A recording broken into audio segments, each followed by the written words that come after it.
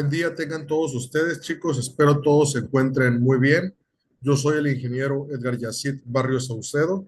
El día de hoy los voy a estar acompañando una vez más en la materia Historia de la Arquitectura Mexicana. Para dar inicio con esta cápsula número 3, voy a proceder compartiendo mi pantalla para que puedan ver la presentación que les traigo preparado el día de hoy. Por ella se está compartiendo mi pantalla, entonces vamos a dar inicio con esta cápsula. Bueno, introducción. La época virreinal en México se extiende desde la llegada de los conquistadores españoles en 1521 hasta la independencia en 1821. Y durante este periodo, la arquitectura mexicana se transformó radicalmente, influenciada por la imposición de la cultura europea, especialmente la española, y la coexistencia con las tradiciones indígenas. Este periodo es crucial en la evolución de la arquitectura mexicana, pues los edificios no solo reflejan el cambio de las estructuras sociales y políticas, sino que también las tensiones del sincretismo cultural. Y en esta sección vamos a explorar el marco cultural, histórico, económico, social y político que definió la arquitectura virreinal. Bueno, chicos, en esta cápsula número 3, pues vamos a entrar ahora sí en materia o vamos a continuar con la época virreinal. Bueno, continuando con la evolución de la arquitectura en México, vamos a abordar una de las etapas más determinantes en nuestra historia, o sea, la época virreinal. La arquitectura virreinal fue mucho más que la imposición de un nuevo estilo europeo, sino fue el resultado de un complejo proceso de fusión cultural, donde las tradiciones indígenas se entrelazaron con la influencia de los españoles, dando origen a una identidad arquitectónica propia, el mestizaje artístico y urbano de la Nueva España. Bueno, comenzando con el marco histórico, tras la conquista, el territorio mesoamericano fue incorporado al Imperio Español bajo el nombre del Virreinato de Nueva España. La capital se estableció en la antigua Tenochtitlan, rebautizada como la Ciudad de México, y sobre cuyas ruinas se levantó una nueva traza urbana de inspiración renacentista, siguiendo los principios del orden, la simetría y la centralidad. El urbanismo virreinal respondía a las leyes de Indias, o sea, que se establecían cómo debían fundarse una ciudad, una plaza mayor al centro, rodeada por edificios de poder civil, religioso y económico. Y así surgieron las urbes como Puebla, como Valladolid, hoy Morelia, Oaxaca, Guanajuato, todas con un esquema regular y una arquitectura monumental. Y en este contexto, la arquitectura se convirtió en un instrumento político y religioso. Los conquistadores y los órdenes religiosos utilizaron el arte de construir como medio para evangelizar y dominar simbólicamente el territorio. Las iglesias, los conventos y las catedrales no solo eran lugares de culto, sino que eran símbolos de poder, de civilización y de fe. El Templo Mayor Mexica fue reemplazado por la Catedral Metropolitana, los templos indígenas por conventos fortaleza, como los Calpán, los Yesepaxtlán, que sirvieron como centros de catequesis y de educación. También la arquitectura virreinal va a reflejar un proceso de sincretismo profundo. Si bien las formas iniciales prevenían del renacentismo y el gótico español, pronto se adaptaron al contexto americano, o sea, integrando elementos indígenas, materiales locales y las nuevas expresiones artísticas. Y este mestizaje fue lo que dio origen a estilos únicos como el barroco novohispano, caracterizado por su exuberancia decorativa y su carga simbólica. Por ejemplo, en ciudades como Puebla, Oaxaca y Ciudad de México, el barroco alcanzó un esplendor inigualable, con fachadas cubiertas de estuco, de cantera o talavera, y una ornamentación fusionada con lo europeo y lo indígena.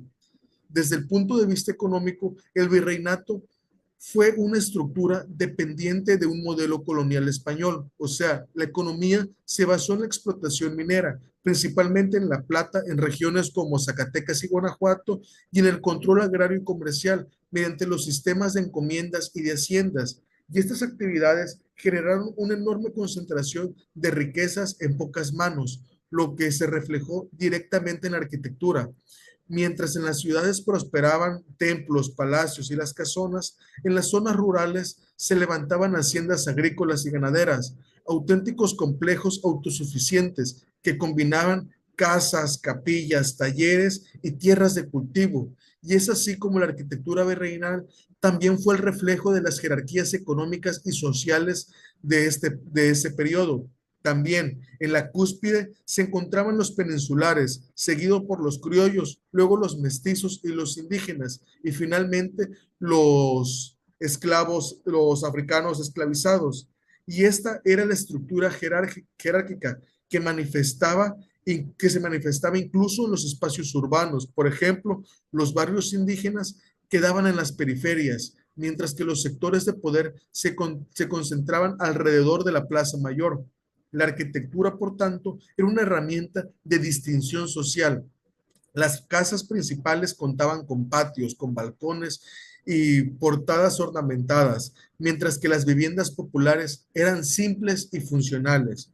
Y en el marco político, el virreinato era una monarquía teocrática, donde el poder del rey y la iglesia eran inseparables. El virrey representaba al monarca y las órdenes religiosas, los franciscanos, dominicos, agustinos, jesuitas, tenían un papel fundamental en la administración y en la expansión territorial, y la arquitectura se convirtió así en una manifestación de un poder imperial y eclesiástico.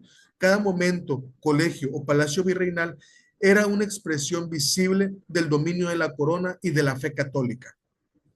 También con el tiempo la arquitectura se transformó en un vehículo de identidad criolla, especialmente en el siglo XVIII, cuando los hijos de los españoles nacidos en América comenzaron a desarrollar un sentido de pertenencia propio, preludido a la independencia. Y es así como en síntesis, la arquitectura virreinal mexicana fue un reflejo material de una sociedad compleja, con jerarquías y profundamente arraigada a los simbolismos, donde el arte de construcción sirvió para dominar y para crear una nueva identidad cultural. Bueno, ya vimos que en la conquista del virreinato, empezó el virreinato en 1521, con la caída del Imperio Mexica. Bueno, el virreinato fue dividido en regiones administrativas llamadas audiencias. Por ejemplo, la Ciudad de México se convirtió en el centro político, económico y cultural del virreinato, con una estructura jerárquica definida por la corona. Durante los primeros años del virreinato, los misioneros españoles comenzaron la evangelización de las poblaciones indígenas, lo que impuso la construcción de iglesias y conventos. También el virrey representaba la autoridad de la monarquía española en América y tenía tanto poder político como económico, y su rol promovió el crecimiento urbano y la construcción de infraestructuras claves. Bueno, la estructura social, la sociedad virreinal estaba profundamente estratificada. En la cima se encontraba la nobleza española, seguida por los criollos, que son los descendientes de los españoles nacidos en América, después los mestizos, que era un producto entre la mezcla de españoles e indígenas, y finalmente estaban los negros y los mulatos, que procedían principalmente de África y eran vendidos como esclavos por los holandeses y los ingleses, y sustituyeron la fuerza de trabajo indígena en las regiones cálidas tropicales y en las minas. Bueno, los españoles eran los que encabezaban esta jerarquía. Pues ¿por qué? Pues porque fueron los que llegaron a conquistar. Los criollos, que eran las personas hijas de los españoles, pero nacidos en América, tenían educación y cultura, pero por no haber nacido en España, se les impedía acceder a trabajos importantes y de poder. Ahora, los mestizos eran eran de origen blanco e indígena. Eran, por ejemplo, el hijo de un padre de madre de raza blanca y una madre o padre de raza india. Y estas personas eran clasificadas como mestizas, tenían un estatus social disminuido que les impedía o les limitaba el acceso a la educación y las posiciones de mando.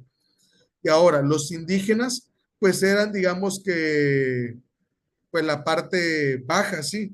Y en general, durante toda la época colonial, tuvieron pocas oportunidades de desarrollo y sobre todo de adquirir tierras de cultivo. La economía o en el marco económico, En la época del virreinato, todo se basaba principalmente en la minería, especialmente en la plata en los lugares como Zacatecas y Guanajuato. Y esta fue la columna vertebral de la economía virreinal, ya que la riqueza extraída de estas minas fue la que les permitió financiar proyectos arquitectónicos a gran escala. La arquitectura, con el cultivo de la producción del maíz, el cacao y la caña de azúcar, también fueron cruciales, ya que estas plantaciones fueron trabajadas por indígenas y esclavos africanos, lo que impulsó la construcción de haciendas y otros edificios vinculados al trabajo agrícola. Y ahora, las ciudades coloniales como México, Puebla y Oaxaca crecieron en importancia con centros comerciales, administrativos y culturales, y estos lugares fueron claves para el intercambio de bienes entre España y América, lo que impulsó aún más la construcción de edificios, pueblos públicos, mercados y plazas. Vamos a ver ahora la arquitectura virreinal como el reflejo de la sociedad.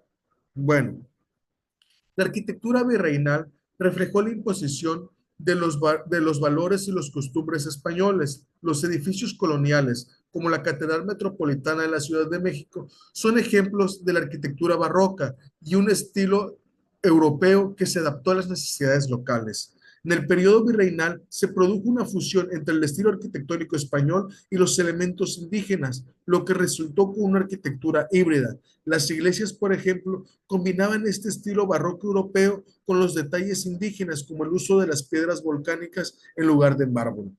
Las plazas y los edificios públicos, como las alcaldías y las plazas mayores, fueron esenciales para las ciudades coloniales, y estos espacios no solamente servían para el comercio y reuniones, sino que eran un reflejo del poder de la corona y de la iglesia. Y aquí podemos ver cómo en la Catedral Metropolitana de la Ciudad de México, pues se refleja esta arquitectura barroca, como lo podemos ver con estas grandes cúpulas y este tipo de fachadas.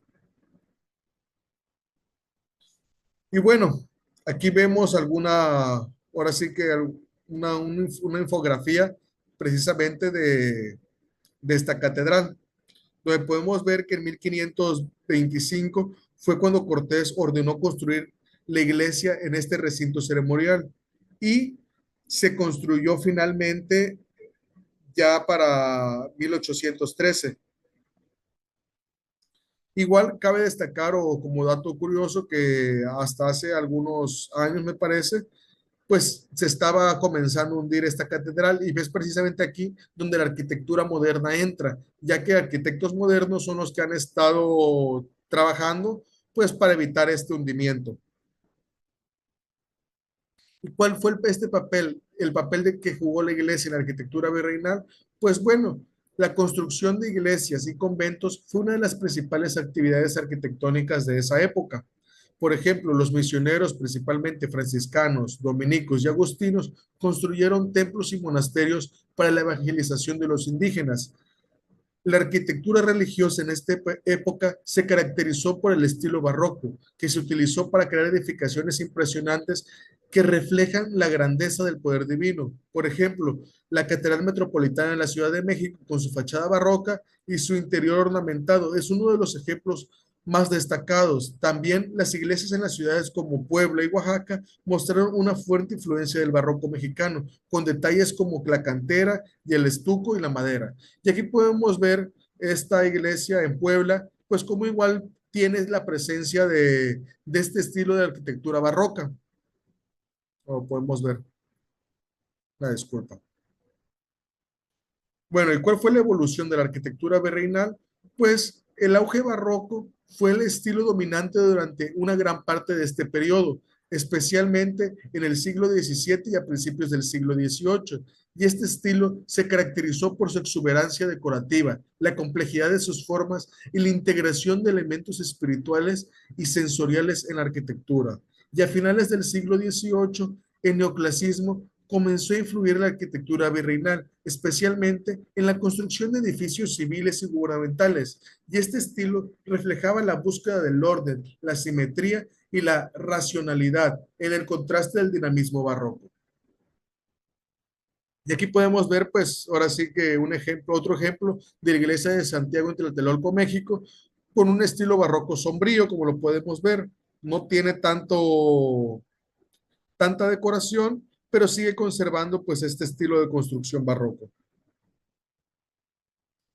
Y bueno, aunque la arquitectura virreinal estaba influenciada por el estilo europeo, los arquitectos y constructores españoles adoptaron muchos materiales locales como la piedra volcánica y el barro, y las técnicas de construcción indígenas como el uso del adobe y las maderas fueron adaptadas y utilizadas en muchos edificios virreinales, especialmente en las zonas rurales y en las misiones. Y en muchas iglesias coloniales, los elementos indígenas se incorporaron a la decoración, el diseño estructural como en la ornamentación de las fachadas y en las formas de las bóvedas. Y aquí podemos ver pues cómo igual, aparte de la arquitectura, también se enfocaban en lo que es el diseño de estos interiores de las iglesias y seguían también aportando o ayudándose de los materiales locales de la región. Y finalmente, en conclusión, la época virreinal fue el periodo de grandes transformaciones para la arquitectura mexicana, marcando así la imposición de modelos europeos y la adaptación de las tradiciones indígenas. La arquitectura virreinal no solo reflejó el poder político y religioso de la corona española, sino que también la fusión de dos mundos, el europeo y lo indígena. La herencia de esta arquitectura continúa siendo un elemento fundamental del paisaje urbano y cultural de México, con ejemplos notables que perduran hasta hoy en día. Y es aquí donde cae la importancia de estudiar todo esto, ya que hoy, cuando caminamos por las calles del centro histórico de México o admiramos la cúpula dorada en Puebla y Oaxaca, no solamente estamos observando piedras viejas, sino estamos viendo la huella viva de la época donde la arquitectura fue lenguaje de poder, de fe y de identidad.